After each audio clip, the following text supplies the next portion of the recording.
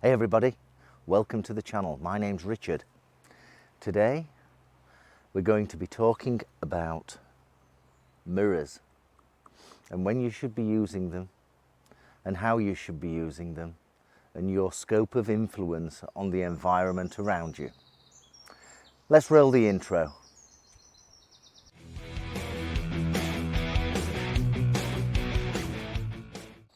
So, in the past, I had a bit of a little bit of an accident. It wasn't an accident really. What I was doing was focusing on what was behind me, came up to a junction, was confused by what was behind me, tried to set off in second gear, the bike stalled and the bike fell over on its side and my left leg was trapped under the bike. So it wasn't an accident, it was a fall really.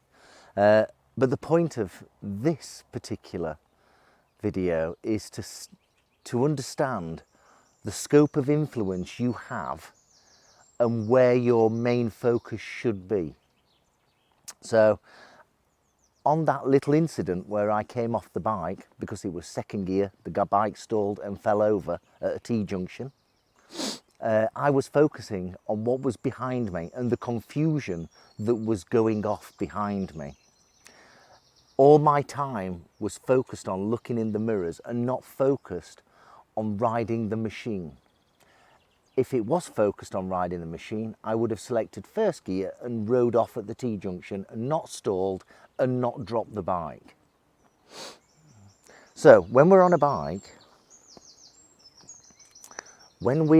a bike, our focus should be here and here. Anything that's directly behind you that you look at in your mirrors, you have no influence at all. No influence at all. So that's what you should be focusing on. We're going to go for a ride and we're going to talk about it as I ride. So let's go ride now. Okay, let's go for a ride. Mirrors. Mirrors. I'm on the not Honda, what am I talking about? I'm on the Triumph T120, the Triumph Bonneville T120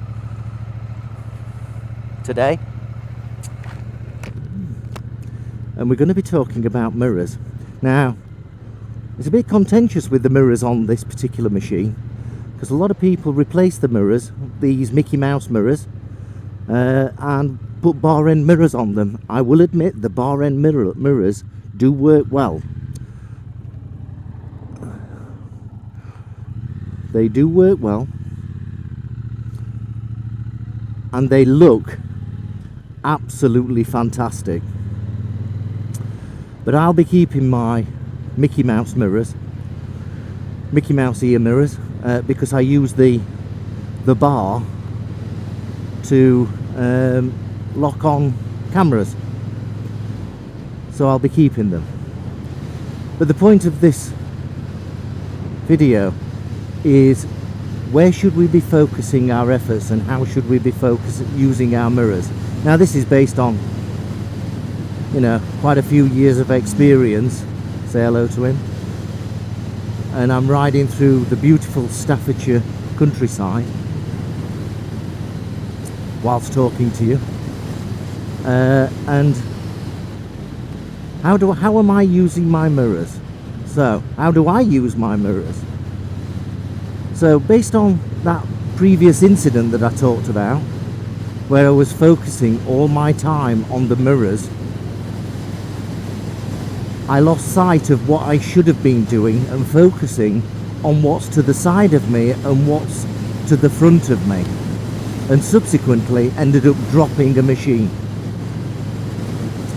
And sadly that machine was not mine, and that's a big problem. When you drop someone else's machine, it's a big problem, or certainly it was for me. Fortunately there were people around me that could lift the bike off my leg and everything was fine. I was a bit sore, mostly pride was damaged. But what I should have been doing is not focusing on what was behind me, of which I have absolutely no influence. This is the point. I have no influence on what is behind me and what they are going to do. Okay? I have no control on what's behind me and what other road users are doing. I cannot control those behind me. But I can control everything to the left of me, to the right of me, and what's in front, and that's where my focus should be. So having vision behind you is great, but let's not focus on what you're doing with these mirrors. At the very most, I would say 10%, if not even less, time should be looking at your mirrors. So as I'm riding now, I'll quickly flick and have a quick look, but generally speaking, I'm looking forward and to my sides. I'm looking at other vehicles that are in front of me, of which I can then change my course, my action, to control an outcome. Yes? I can control what's in front of me and where I am on the highway. I cannot control what someone behind me is doing. I have no influence on how they are driving or taking notice or using a mobile phone or not. I have no control of that. I do have an awareness that they're a bit close to me, and if so, what I would do is I would pull up to the side like this and let them overtake me and get rid of the risk. Don't start racing people on the road.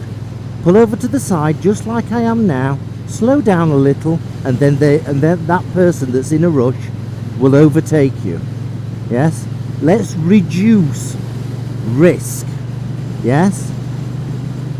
But generally speaking, as I'm riding along now, I have no influence of what's happening behind me. I can see that a car is coming up behind me in the distance, and maybe they'll catch me up because I'm only doing 45 miles an hour.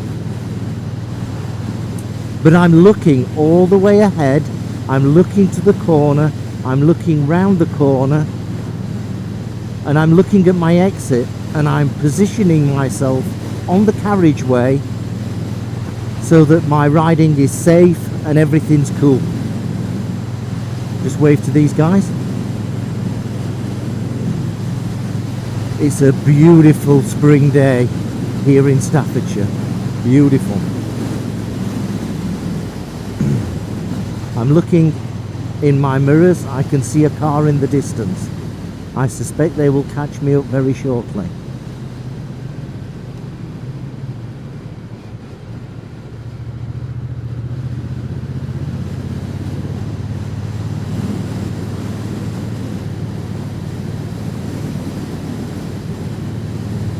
So, if I was turning left, I would be looking in my mirror for anything that's coming up towards my left. And prior to executing a left turn, I would look over my shoulder. I would look over my shoulder just to make sure my blind spot doesn't have someone there. I would look over my left shoulder like that and make sure. And it's exactly with the right. If I'm turning right, I would look over my shoulder to make sure nothing's coming to overtake me. Yes? I'd look in the mirror on the right, about to execute a right turn, look over the right shoulder, make sure no one's coming up on the right in my blind spot, and if not, execute the turn. If someone is coming up on my right hand side, I stay where I am. I don't turn to the right to something that's overtaking me or attempting to overtake me, be that a bicycle, a car, another motorbike. I have no rights on this road. We have to remember that. You don't have any rights. And when you're on a motorbike, and if you get knocked off, it's going to hurt. Yes? And you don't want to be knocked off, and you don't want to be hurt. So use your mirrors correctly, but most of your time should be focused on what's at the front of you and what's at the side. Say hello to this guy. Yes, your mirrors are just there as a pre-warning to understand. There we are. There's a motorcyclist just gone by. As a pre-warning to what's happening. Now he must have been flying there, because he's come and overtaken me. I'm only doing 40 miles an hour, and I'm not disputing that he's going too fast. It is a 60 mile an hour road, and I'm doing, well, 50 mile an hour actually. He's not speeding, he's just overtaking me.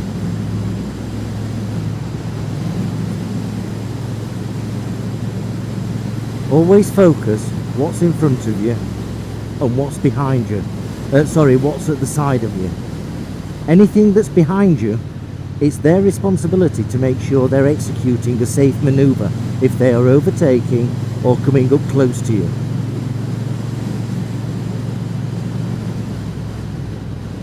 There's no use in getting into an argument with a car or cyclists, bicyclists, or other motorbikes. Just move over to the left and let them overtake you. Have you found this useful? Remember, all your focus is in front and to the left and right of you. Your influence is in the front and to the left and to the right of you. Your least influential area is directly behind you. So don't necessarily focus too much on what's behind you. Just be aware, at most 10%. So I can see this car coming up, and he's slowing down, and he's not going to hit me. That's a good thing, hopefully. And he's got lots of distance between me and him. That's a good thing.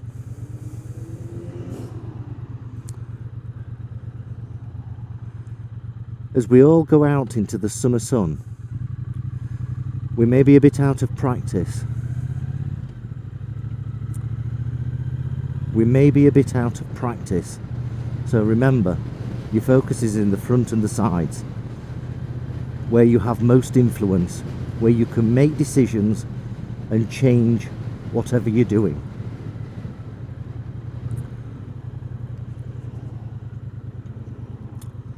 Let's take a right here.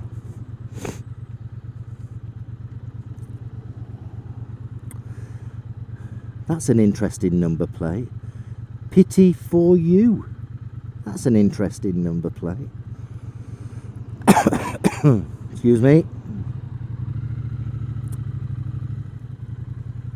Pity for you. Wonder what that means. Here we go. I'm looking in my mirror just to make sure no one's following me out at speed. I'm going over to the right. I'm then looking in my mirror and then turning to the left. I'll wait for this car to come. Nope, he's not doing whatever. Ah, he must have hit a car or something. So, not to worry, they'll figure it out.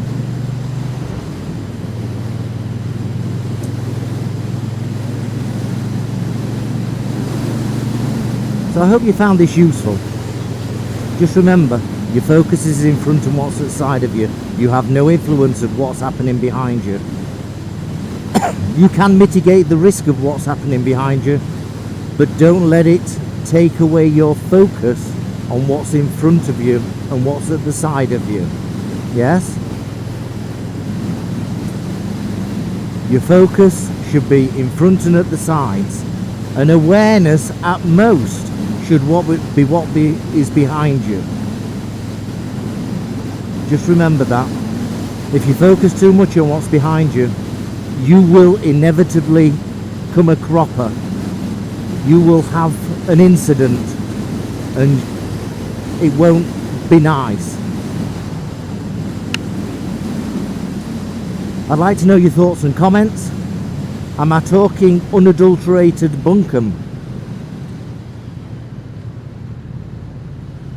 Let me know in the comments below. Tell me what you think. Don't forget to subscribe. Don't forget to like. Do like. Strangely enough, I'm getting people that dislike my videos. I never produce anything offensive. I don't know why you're disliking it, but there is an impact to me being disliked from a YouTube perspective. Maybe it's other YouTube channels that are disliking it, knowing full well that the algorithms take that dislike as a higher value than the like. Just a thought. If you do dislike this video, just say in the comment why you dislike it. Yeah? Why do you dislike it? I'd love to know why you dislike this video. I'd love to know that. I only want to get better for you and everyone. So tell me why you're disliking it. Have a great day. Ride safely. Shiny side up. Don't do anything stupid. Always be kind to people. You never know their story. And as I always say, we've all got a story. We all have a story. Be good. I'll see you very soon. Hope you found this useful. Please subscribe. Please like. Speak to you later. Bye bye.